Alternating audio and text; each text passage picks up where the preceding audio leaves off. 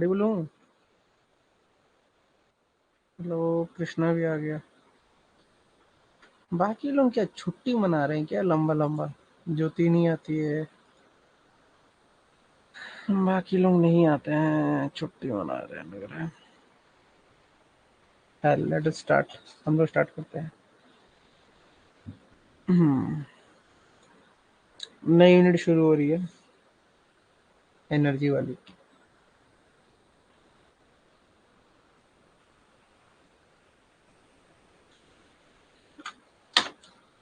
हम्म ये बहुत ही basic definition से शुरू होगा। एनर्जी क्या है? Energy is the capacity to do work. सब जानते हो, करेक्ट। फिर क्या बोलता है कि a plenty of energy is needed to sustain the industrial growth and agricultural production। दो चीजें बताए, एक बोला sustainable industrial growth and agricultural production, correct.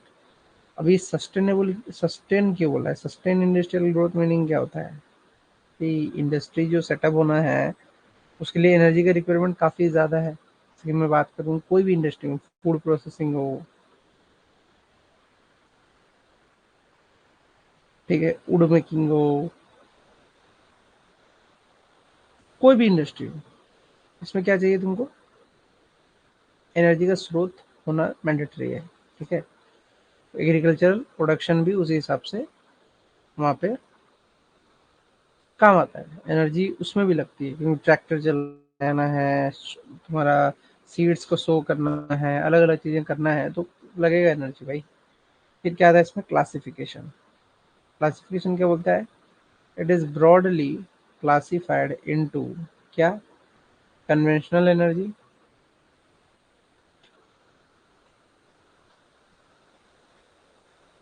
ठीक है। It is in practice for a long duration of time and well established technology is available to tap and use them,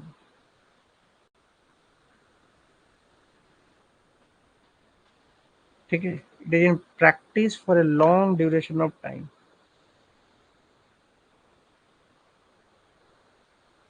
conventional energy की बात किया, मतलब पीढ़ी से चली आ रही, पीढ़ी से चली आ रही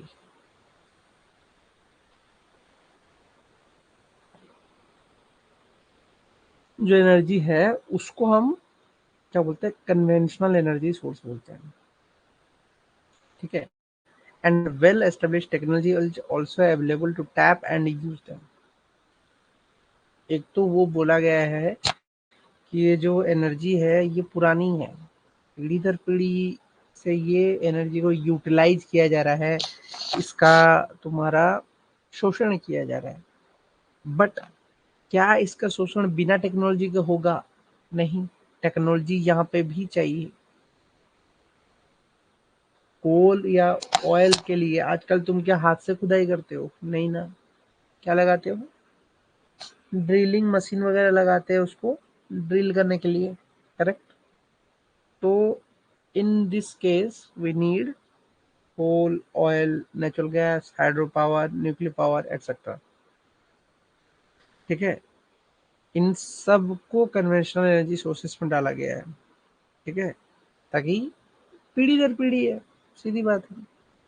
अब नॉन कन्वेंशनल एनर्जी की बात करें तो क्या होता है कि sources can be used with advantages for power generation as well as the other application in large number of locations and situations, ठीक है। Sources can be used with advantage for power generation as well as other application in large number of locations and situations। These energy sources cannot be easily stored and used conveniently, ठीक है। These energy sources cannot be easily stored, easily store नहीं होते हैं, और use conveniently भी बात कर रहे हैं, ठीक है। अब जैसे कि मैं नॉन कन्वेंशनल की बात करता हूँ, नॉन कन्वेंशनल में तो सबसे पहले तुम्हारा आ जाएगा सोलर। ठीक है, सोलर एनर्जी आ जाएगा। क्या तुम सोलर एनर्जी को इजीली स्टोर कर सकते हो? नहीं, पॉसिबल ही नहीं है। पहले तुमको क्या चाहिए? सोलर पैनल चाहिए। करेक्ट, हाँ या ना?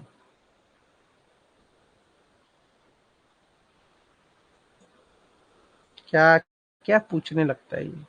बीच क्लास में इतना सारा मैसेजेस भर देता है, मैं वही देख रहा हूँ। हेलो सर, कैसे हो? अंकल जी की तबीयत कैसी है? सर, ग्राउंड वाटर की रिकॉर्डिंग एंड क्लासेस दोनों सही नहीं थी, समझ ही नहीं आया। ओके, इसको खत्म करता हूँ, इस पीपीटी को, फिर मैं वापस आता हूँ उस पर। ठीक है, तुम्हारा जो ग्राउंड वाटर पर समझ में नहीं आया उसको वंस अगेन रिपीट कर दूंगा, बट अभी समझने दो। अब जो चल रहा है चलने दो। ठीक है, टोको मत, मैं आऊंगा फिर। ये स्लाइड खत्म होने के बाद आऊंगा, मतलब ये पीपीटी खत्म होने के बाद मैं वहां पे पहुंचूंगा। ओके,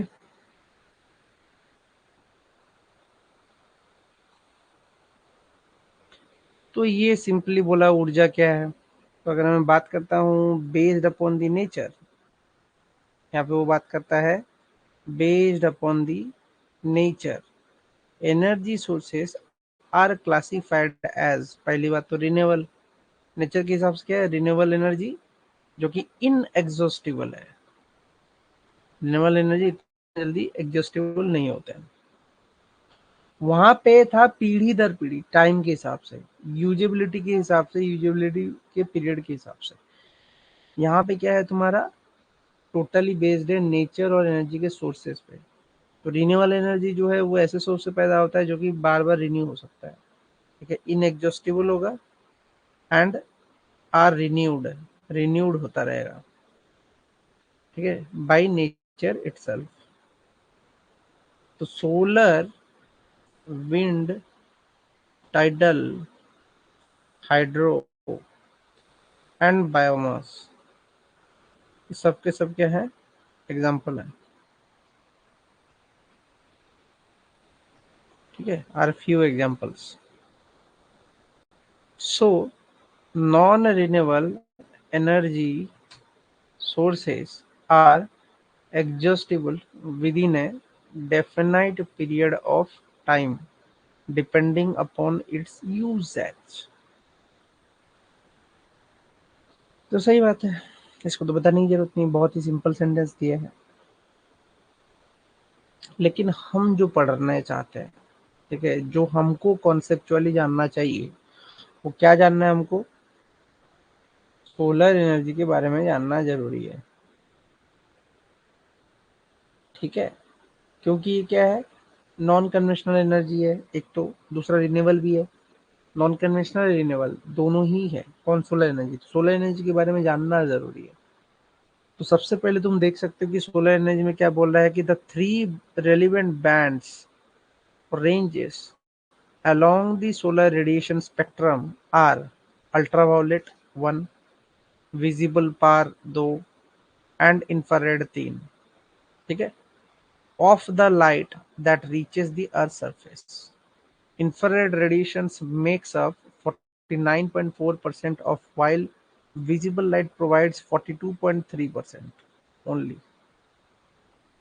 समझ रहे हो? इंफ्रारेड जो है अर्थ का, वो ऑलमोस्ट 49.4% कवर आउट करता है। ठीक है, लेकिन तुम्हारा विजिबल जो है 42%। डिफरेंसेस है इनमें, दोनों में काफी डिफरेंसेस है। ये सब जानने की जरूरत है कि जो कितना कितना परसेंटेज है वो भी अचानक से पूछे जा सकते हैं। ठीक है, जबकि अल्ट्रावायलेट सिर्फ 8% बनाता है। अब ये फिगर भी बहुत ही इंपॉर्टेंट है। तुम देख सकते हो कि जो शुरू के जो सीक्वेंस हैं, इनमें ओजोन सबसे ज्यादा एनर्जी को एब्जॉर्ब कर रहा है। ठीक है, और सनलाइट धीरे धीरे ऊपर जा रहा है। Sunlight at the top of the atmosphere, फिर क्या हुआ? धीरे धीरे धीरे धीरे डिक्रीज किया। अब यहाँ पे क्या हुआ? सोलर सेल रिस्पॉन्स दिखा रहा है। यहाँ पे ब्लैक स्पेक्ट्रम बन रहा है, ब्लैक बॉडी स्पेक्ट्रम बन जा रहा है। 5 to 50 डिग्री सेल्सियस बना रहा है। H2 H2 H2 H2O H2O CO2 H2O, ये सब क्या है? तुम्हारा अलग अलग मॉलिक्यूल्स है। अब देखो, एटमॉस्फेयर में क्या दिखता है सबसे ज्यादा? वाटर वेपर ही दिखता है, करेक्ट। फिर तुम्हारा CO2 है, O2 है, एंड ओजोन है। ठीक है, ये सारे के सारे तुम्हारे एटमॉस्फेयर में दिखते हैं। तो इनका दिखना ही जरूरी नहीं है, इनको कैसे मैनेज करना है, किस तरीके से ये रिएक्ट करते हैं, ये सब जानना जरूरी है, करेक्ट। तो हमको पता है कि ये जो तीन चार गैसेस हैं ये एटमॉस्फेयर में फैले हुए हैं, और इनका जो रेडिएशन है ये अलग अलग जगह में अलग अलग तरीके से बिहेव करते हैं। जैसे कि तुम देख पा रहे हो कि ओजोन जो है वो सिर्फ एक्टिव है यूवी रेंज में। विजिबल रेंज में कौन एक्टिव है तुम्हारा? कोई गैस है? नहीं। विजुअल रेंज में अभी कोई गैसेस की बात नहीं चल रही। फिर थोड़ा नीचे जाओगे तो O2 आ जाएगा, फिर वाटर आ जाएगा, फिर वाटर आ जाएगा। वाटर जो है मोस्ट ऑफ द रेंज में है। तुम्हारा जो हम पढ़ते हैं ग्लोबल वार्मिंग, बार बार ये कॉन्सेप्ट पढ़ते हैं ना ग्लोबल वार्मिंग का,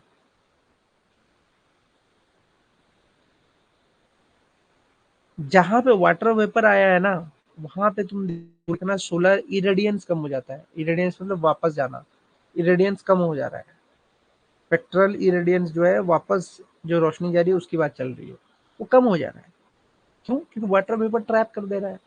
तो वही तो ग्लोबल वार्मिंग का कॉजेस का कारण है। समझ में आया?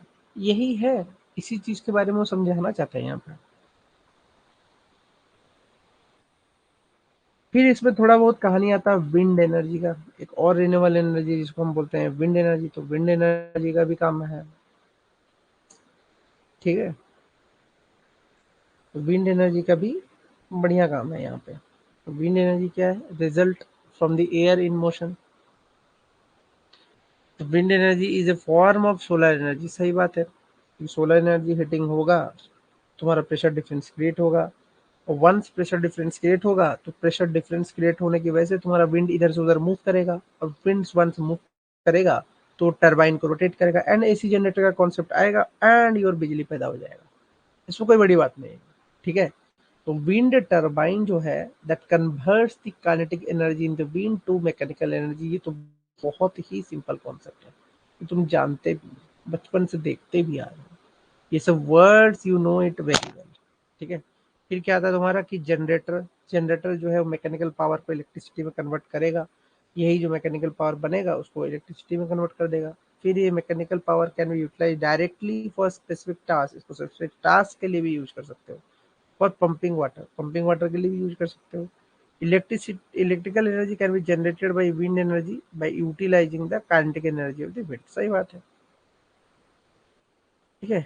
तो इंडिया का कोई स्टेटस है, फिर पढ़ा जाता है ना कि इसमें इंडिया का क्या स्टेटस है, कितना रोल है, क्या किया है इंडिया ने, और आगे क्या होगा, इंडिया में क्या फ्यूचर है विंड एनर्जी का, क्या फ्यूचर है तुम्हारा सोलर एनर्जी का, ये सब भी पूछा जाता है, ठीक है। तो अगर हम बात करें इंडिया का, तो इंडिया का जो विंड स्पीड का वैल्यूज है ये ऑलमोस्ट 4 से लेके 12 मीटर पर सेकंड तक ही आता है। तो इंडिया जो है उसकी जो पोटेंशियल स्ट्रेंथ है वो है तुम्हारा 20,000 मेगावाट, ठीक है।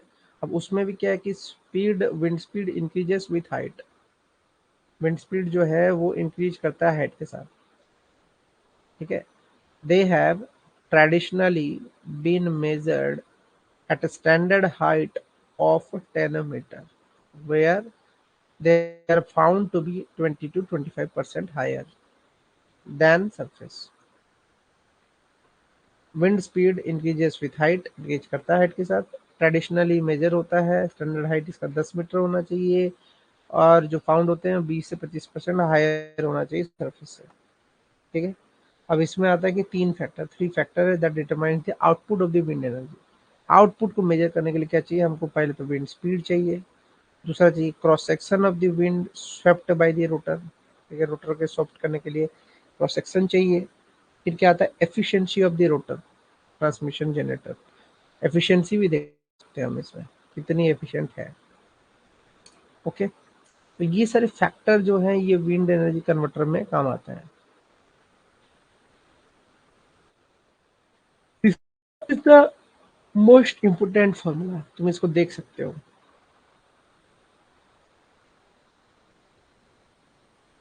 Soni, oh my god, Sony ने ज्वाइन कर लिया है। The brand has join. Okay, Sony the brand. ये जो फिगर दिख रहा है इसको कुछ समझ पा रहे हो तुम? बताना कृष्णा। नॉन कन्वेंशनल का मीनिंग है कि जो तुम्हारा आधुनिक टेक्निक से बना हो, ऐसी एनर्जी जो पीढ़ी दर पीढ़ी से नहीं है, मॉडर्न टेक्नोलॉजी की वजह से बना हो।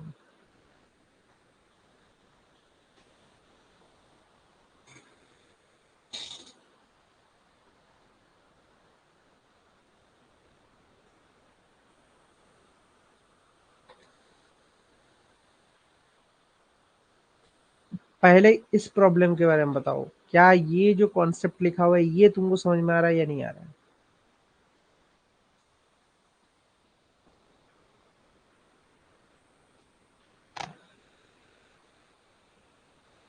क्या सोनी, समझ में आ रहा है?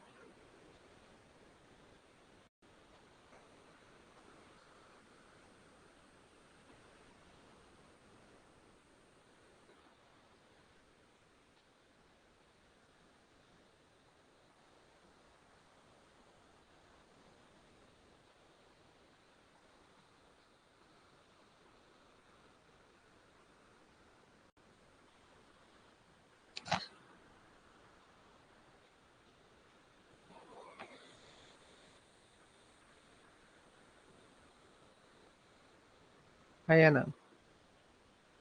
इसमें जो बोला है कि the windmill works on the principle of kinetic energy of the wind to magnetical work. इसमें एक चीज बोला है कि power is equal to your energy per time. सुने हो ये वर्ड, पावर जो होता है एनर्जी पर टाइम के बराबर होता है, करेक्ट? लेकिन यहाँ पे हम पावर को मान के चल रहे हैं कि वो डायरेक्टली काइनेटिक एनर्जी है, ठीक है? काइनेटिक एनर्जी मान के चले तो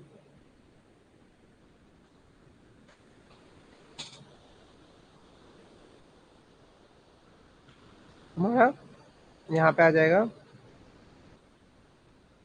हाफ एम बी स्क्वायर, ठीक है? अब मास तुम जानते हो, density upon mass, density equal to mass upon volume होता है, ठीक है? तो मास इक्वल टू क्या होता है? Density upon volume, correct? Density upon, नहीं, डेंसिटी इनटू वॉल्यूम। तो यहाँ पे रो ले लो, यहाँ पे वी ले लो, ओके? तो तुम क्या करोगे कि जो पावर लगाओगे, ठीक है, वो किसी ना किसी जगह पे तो लगेगी ना। ऐसा तो नहीं है कि पावर मतलब हवा में लगा दोगे। वो एक्चुअली में लगेगा किस पे? विंड मिल के जो रोटर्स हैं, रोटर मतलब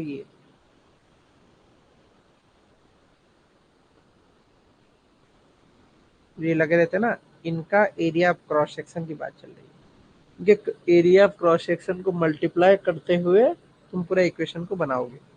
यहाँ पे डेंसिटी इंटू वॉल्यूम तो आ गया तुम्हारा मास की जगह में, तो ये क्या क्या, हाफ रो वी क्यूब, ठीक है? अब तुमको क्या मल्टीप्लाई करना है? इसमें एरिया मल्टीप्लाई करना है, क्योंकि एरिया का मल्टीप्लिकेशन जरूरी है पावर के लिए, ठीक है? ये तो सिंपल है।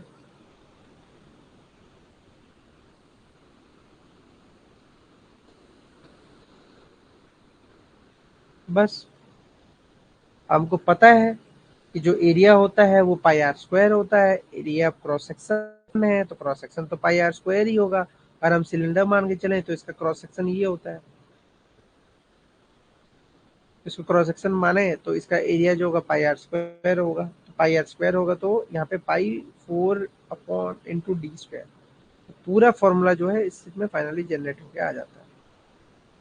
सिंपल है, कोई बड़ा कहानी नहीं, कोई बड़ा 30 मार चीज नहीं है, ठीक है? सिंपल सा फॉर्मूला और जल्दी से आंसर निकालो, ठीक है?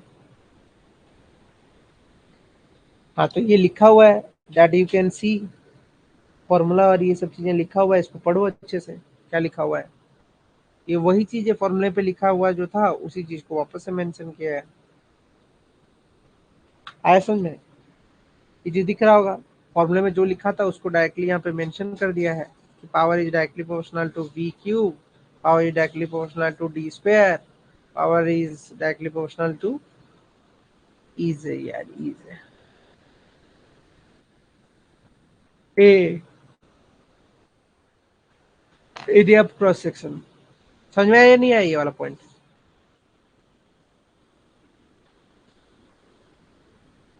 आया या नहीं आया कृष्णा? ये जो इतने देर से समझा रहा हूँ समझ में आ रहा है या नहीं आ रहा है?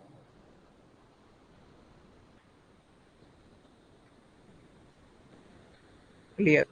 बहुत ही इजी है, कोई बड़ा चीज नहीं है। ठीक है, तो ये क्या बोलता है कि फ्रॉम इक्वेशन,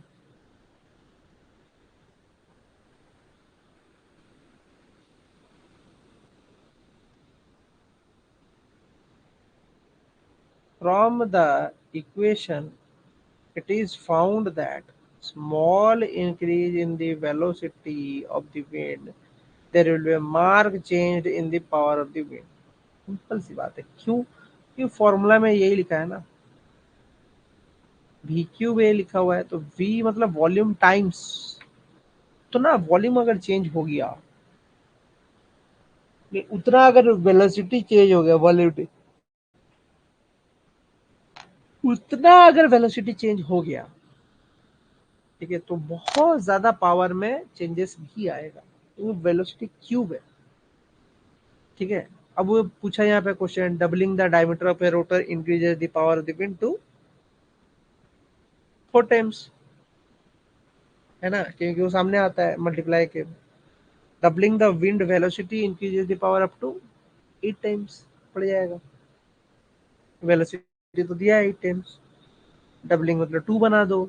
तो एक जर्मन फिजिसिस्ट है जिनका नाम था एल्बर्ट बेज पच, जो कि कंक्लूड किया 1999 में that no wind turbine can convert more than 62.27, that is 59.3% of the kinetic energy to the wind into the mechanical energy turning a rotor। This is known as Betts law।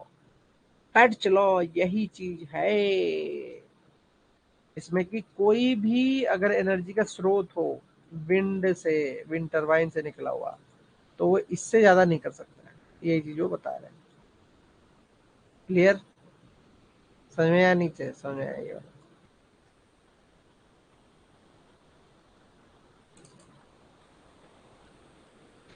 आया या नहीं आया आगे बताओ, आगे चलेंगे।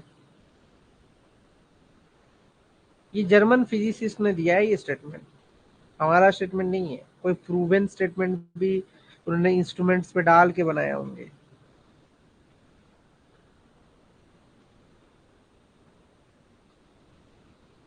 करेक्ट।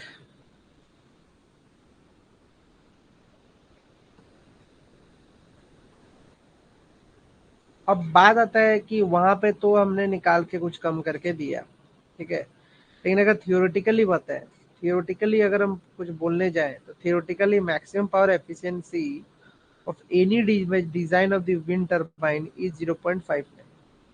किसी भी चीज की अगर थियोरेटिकली मैक्सिमम पावर एफिशिएंसी देखा जाए तो 0.59, not more than 59% of the energy होता है। ठीक है, this is called as power coefficient और एफिशिएंसी, और is defined as power coefficient और एफिशिएंसी का जो फॉर्मूला है वो क्या दिया है, power of the wind rotor upon the power available in the wind. ठीक है, जिसमें कि क्या तुम्हारा सीपी मैक्स जो है that is 0.5।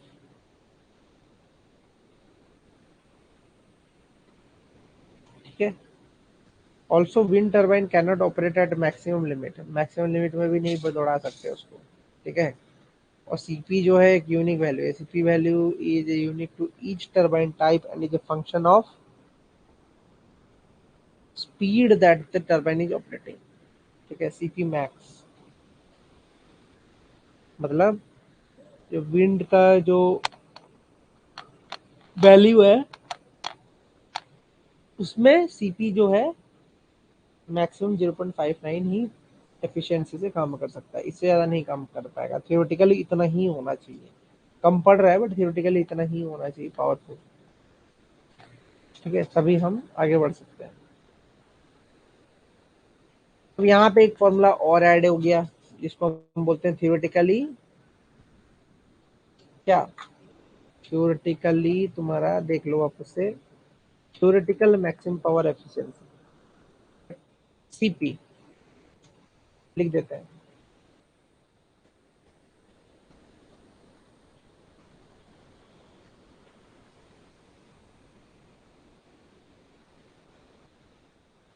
Theoretical maximum power efficiency, ठीक है, यही चीज समझना है कि थ्योरेटिकल मैक्सिमम पावर जुड़ चुका है। एक्चुअल फॉर्मूला तो यही है, जिसमें कि बेड चलो में कॉमन वैल्यू जो होता है वो 0.35 से लेके 0.45 तक जाता है। ओके, ये उसकी कहानी है। अब तुम विंड मिल के टाइप्स देख सकते हो। विंड मिल्स ना ऐसे दिखते हैं,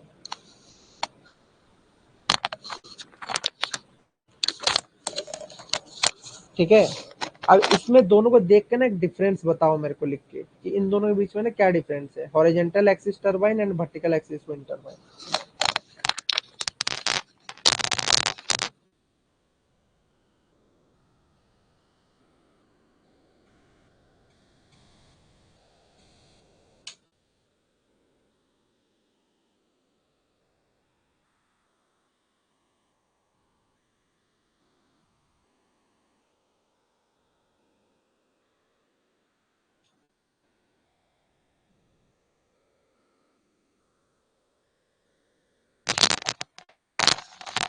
देखो क्या है horizontal axis wind turbine, vertical axis wind turbine में क्या डिफरेंसेस दिख रहा है तुमको, जल्दी बताओ।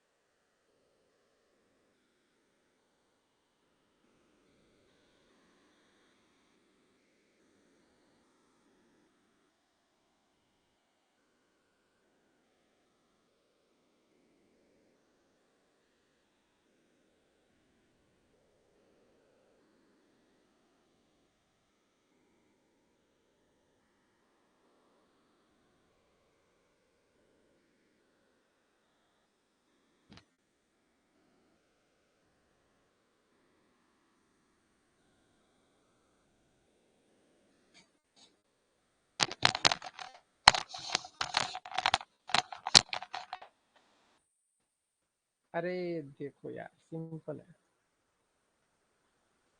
यहाँ पे जो है ये हॉरिजॉन्टल एक्सिस विंड टरबाइन बोला ना, और यहाँ पे वर्टिकल एक्सिस विंड टरबाइन बोला है। तो हॉरिजॉन्टल और वर्टिकल में क्या हो सकता है, विंड का डायरेक्शन ऑब्जर्व करो ना। दो चीजें बताया है इसमें, विंड का डायरेक्शन ऑब्जर्व करो। जैसे कि इसमें विंड जो है इस डायरेक्शन से एंट्री ले रहा है, ये वही वाला है, ये हॉरिजॉन्टल है क्योंकि हॉरिजॉन्टल डायरेक्शन से ले रहा है। बट इसमें जो विंड है ये ऐसे ले रहा है ना भाई, वर्टिकली एंट्री हो रही है विंड की। यहाँ से कैसे विंड ले लेगा, तुम सोचो ना, वर्टिकल वाले में विंड थोड़ी यहाँ से जाएगा, जा ही नहीं सकता है। ये तो फ्लैप कर रहा है ना, ये इसको इधर ढकेल रहा है, इधर ढकेल रहा है, इधर ढकेल रहा है, तो हवा तो ऐसे एंट्री लेगी ना भाई।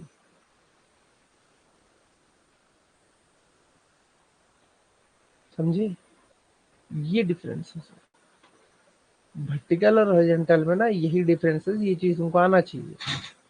हॉरिजॉन्टल एक्सिस टरबाइन में तो कोई एग्जांपल है नहीं, लेकिन वर्टिकल का क्या है, डायरियस टाइप और सेवेनियस टाइप। डायरियस एंड सेवोनियस, दो टाइप है। ओके, अब ये तो तुम्हारा थोड़ा मैंने ढांचा बताया शुरू शुरू का, विंड का डिफरेंसेस। हाँ, विंड का डिफरेंसेस भी आएगा। इसमें तेजी से जाएगा हॉरिजॉन्टल में, जबकि वर्टिकल में थोड़ा स्लो एनर्जी पैदा होगा, क्योंकि ये बहुत स्लो मूव करेगा। हॉरिजॉन्टल वाला इजीली कर जाता है, एनर्जी पैदा कर।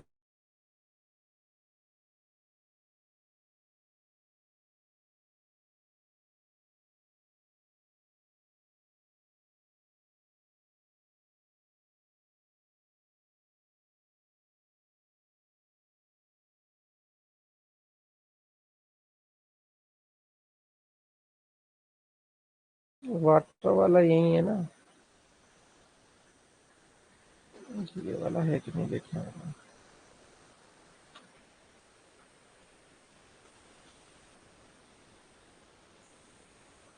वाटर वाली क्लास कहाँ लिया है मैंने, तो मानसून वाला है।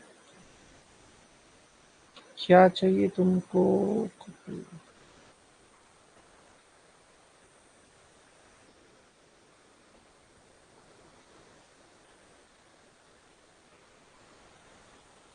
नहीं, यहाँ नहीं है, लेट मी चेक। क्या बोल रहे थे तुम, कौन सा है इसमें, हाइड्रोजियोलॉजी है ना? Okay, let me check.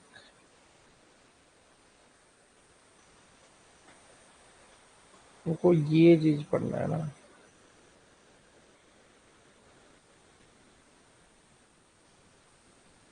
तो इसमें तो है नहीं, तो मैं वो मटेरियल ढूंढूंगा, then I will touch you. मैं इसको ढूंढ के तुमको बताऊंगा, ठीक है? हाइड्रोलॉजी का वो पोर्शन ना मैं तुमको ढूंढ के वापस से बताऊंगा, उसको ढूंढ के मैं बताऊंगा तुमको। करेक्ट। आज पढ़ लेते हैं, उसको ढूंढ के उसके बाद बता दूंगा। अगले क्लास में एक्सप्लेन कर दूंगा उसको, जो पूछ रहे हो तुम क्या है। वैसे तो है कुछ नहीं, डार्सी लॉ, तुम्हारा गाइगन हर्जबर्ग प्रिंसिपल, यही सब है, ठीक है? उसको ऐड करके मैं बता दूंगा अगली क्लास में, ठीक है? चलो, इस पर आगे चलते हैं। तो आगे में अगर हम बात करें, फॉसिल फ्यूल की बात करता है, ठीक है? तो फॉसिल फ्यूल तो जान ही रहे हो, हाइड्रोकार्बन का मटेरियल है, जिसमें कि भर भर के तुम्हारा कोल्स में आता है, ऑयल में आता है, नेचुरल गैस में आता है, which form naturally in the earth crust. Earth crust में नेचुरली बनता है from the remains of dead plants and animals. दो चीजें, फॉसिल फ्यूल इन्हीं से बन रहा है। अब फॉसिल फ्यूल का भी क्राइटेरिया, कितने साल में बनेगा? 10,000 साल में। 10,000 साल तक पुराना कोई भी चीज हो, उस सब के सब fossil. Fossil fuels may be burned to provide heat for use directly, such as for cooking or heating, to power the engine, such as internal combustion of engine in motor vehicle, or to generate the electricity। दो चीजें चाहिए, ये तो तुम जान ही रहे हो। Some fossil fuels are refined into derivatives such as kerosene, gasoline and propane। तीन चीजों को क्या होता है, रिफाइन किया जाता है, उनके अलग अलग डेरिवेटिव्स में कन्वर्ट किया जाता है, जैसे केरोसिन हुआ, गैसोलीन हुआ, प्रोपेन हुआ, बिफोर बर्निंग, बर्निंग करने से पहले। So the origin of fossil fuel is the anaerobic decomposition of the buried dead organisms containing organic molecules such as created by photosynthesis, simply। ठीक है? अब यहाँ पे तुमको देख सकते हो कि फॉसिल फ्यूल्स का जो क्राइटेरिया है उनमें कितना डिवीजन हो रखा है। ओके, तो मैं बात करूँ फॉसिल फ्यूल। फॉसिल फ्यूल दो तरीके से बन रहा है, एक तो प्लांट एंड ट्री के रेसिड्यू से, दूसरा एक्वाटिक प्लांट एंड एनिमल्स के वजह से।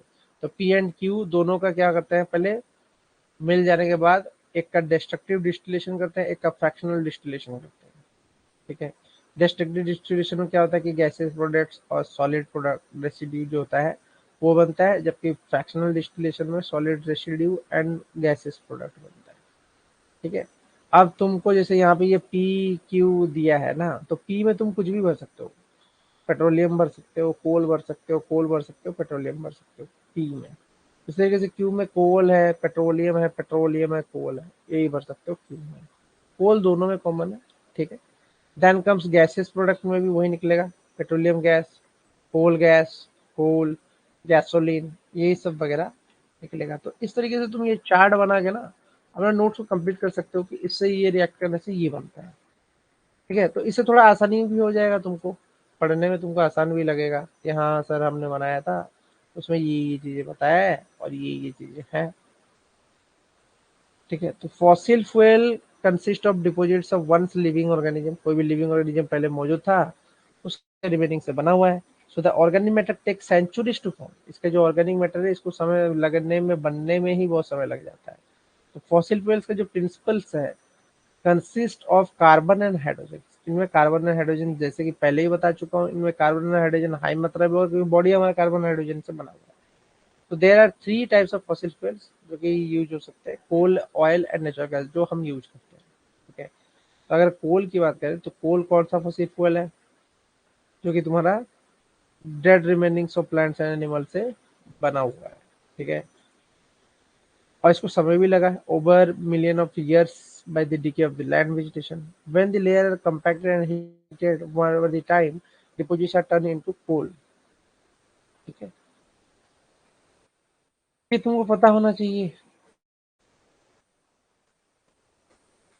इसके बाद आता है केमिकल कंपोजिशन। कोल का केमिकल कंपोजिशन जानना बहुत जरूरी है, एग्जामिनेशन पॉइंट ऑफ व्यू से यही तुम्हारा इंपॉर्टेंट है। तो कोल का जो सर, नॉर्मल कोल एनिमल से बना है कि डेड प्लांट से, दोनों से, जरूरी नहीं है कि सिर्फ डेड प्लांट से, दोनों ही हो सकते हैं। केमिकल कंपोजिशन में तो दोनों ही आएंगे ना। कोल यहाँ पे लिख तो रहा है, कोल जो है primarily composed of the carbon, hydrogen, oxygen, nitrogen, sulphur. The exact composition of coal varies depending upon its age, but generally the coals can be classified into four types. चार हिस्सों में डिवाइड कर दिया गया based on the carbon content. एक होता है lignite, ये तुम्हारा सब सब बिटुमिनस, बिटुमिनस एंड एंथ्रासाइट। ठीक है, तो लिग्नाइट जो है, lignite is the youngest type of coal and contains the least amount of carbon. ठीक है, लिग्नाइट डिपॉजिट जो है वो यंगेस्ट है, लेकिन उनमें कोल कम मिलता है जबकि मिलना चाहिए उसके आउटस्कर्ट में। ठीक है, and contain the least amount of carbon, least amount of carbon वहां पे होगा, ये बात चल रही है। पहले anthracite is the oldest and has the highest carbon content, इनमें ज्यादा कार्बन कंटेंट है। ठीक है, so generally coal with higher carbon content has a high energy content, burns more efficiently. Coal also contains varying amount of minerals such as silica, alumina, iron, calcium, sodium, potassium, which can ever act a combustion property and environment impact when burned. ठीक है, इनमें कुछ कुछ दिक्कत है कि ये जब भी जलते हैं तो ये silica, aluminium, iron, calcium, sodium, potassium, ठीक है, सबको लेके इनको क्या होना चाहिए, बर्न होने की कैपेबिलिटी होनी चाहिए कोल की। अगर ये सारे रहेंगे तो बर्न इजीली हो जाएगा, नहीं रहेंगे तो दिक्कत देगा। ठीक है, तो यही चीज तुमको जानना है। ओके, तो यहाँ तक आज कोल तक ही रखते हैं, तीन चीजें पढ़ ली हैं।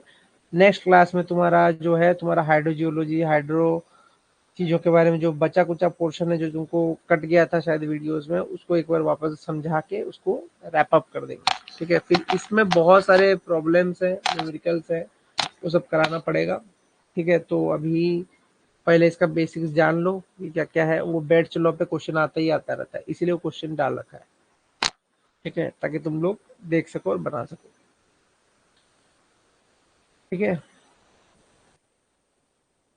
चलो रखते हैं, अब अगली क्लास में मिलेंगे। Good night.